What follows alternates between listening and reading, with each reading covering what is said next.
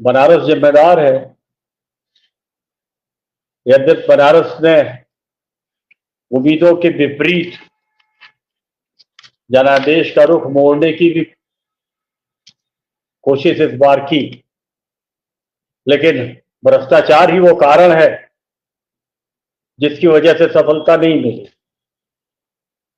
अन्यथा सरकार गठन एक अलग मुद्दा है, लेकिन नरेंद्र मोदी जी चुनाव हार गए होते। लेकिन कितना धन बनारस में खर्च हुआ, आनंद प्रकाश तिवारी जी बखूबी जानते हैं। दूसरी तरफ विपक्ष, जिसकी सबसे बड़ी पार्टी कांग्रेस पार्टी, चुनाव से पहले उसके सारे खाते सीज कर दिए जाते हैं। तो एक तरह से पूरे लोकतंत्र को लूटने की एक कोशिश इस चुनाव में दिखाई दी, जिसे भारत की जनता ने विफल करते हुए लोकतंत्र को जिंदा रखने की दिशा में एक जनादेश देने की कोशिश 2024 के चुनाव में की। इस पूरे दौर में जैसी चर्चा अभी तक हो रही कि भ्रष्टाचार एक पॉलिटिकल वेपन बन गया और राजनीतिकीकृत हुआ हो,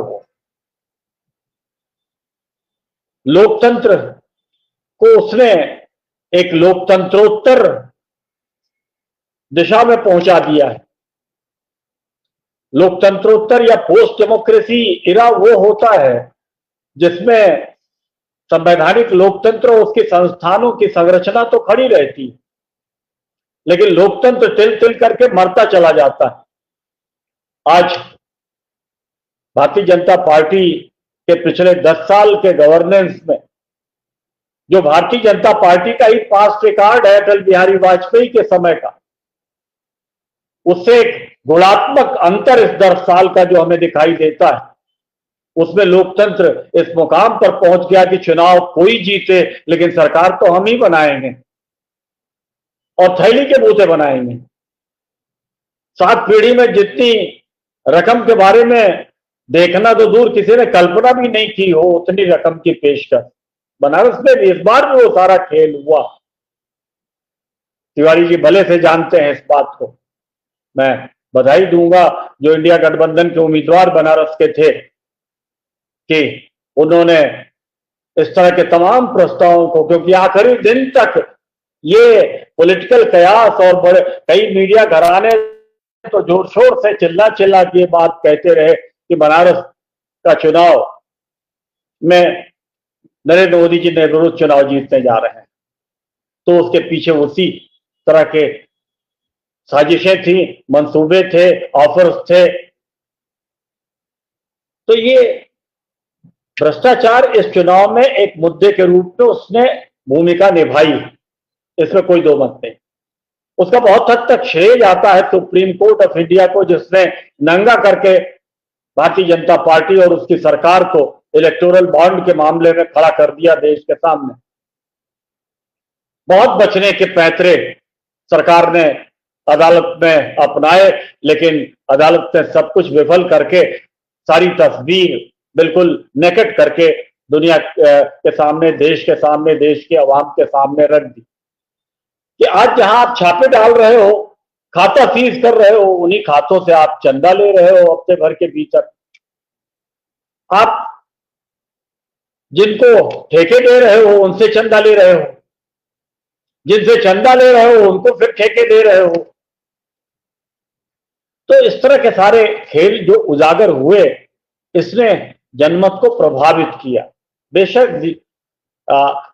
भारतीय संविधान के वजूद को लेकर के भी एक खतरा आम आदमी के मन मिजाज में बना हुआ था, वो भी एक बड़ा मुद्दा था। लेकिन उसके अलावा जिस दूसरे बड़े मुद्दे ने हिंदुस्तान के आम आदमी को इस चुनाव में बड़े पैमाने पर भारतीय जनता पार्टी से विमुख करने का काम किया, वो मुद्दा भ्रष्टाचार का मुद्दा था। और जो बात आप कह रहे थे वॉशिंग मशीन की, जो मैंने कहा कि भाई चुनाव कोई जीते सरकार तो हम ही बनाएंगे,